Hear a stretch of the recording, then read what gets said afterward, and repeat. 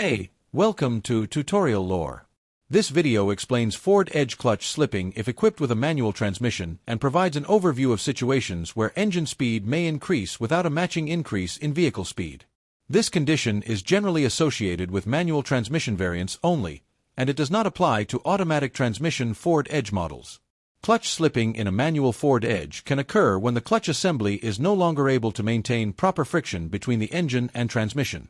In documented cases for manual vehicles, this may be linked to normal clutch disc wear over time, especially at higher mileage, or to reduced clamping force from pressure plate components as they age. In some situations, contamination of clutch surfaces from oil or fluid leaks may be a contributing factor, although this depends on the vehicle's maintenance history and prior repairs. This video explains commonly documented causes and patterns. Some cases can vary by model year mileage or prior repairs, so this information may not apply to every vehicle. A certified mechanic or dealership should be consulted for vehicle-specific diagnosis.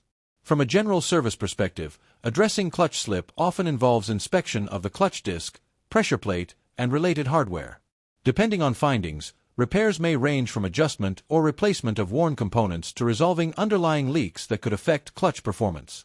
These steps are general guidance and may not resolve every case. Overall, clutch slipping behavior can vary significantly based on driving style, load conditions, mileage, and service history. Not all Ford Edge vehicles are affected, and the issue applies only to manual transmission configurations. If you do not understand something or have any questions, leave a comment below. This is not a commercial or paid promotion, but an informational video. If you have any copyright concerns or inquiries, refer to description for email.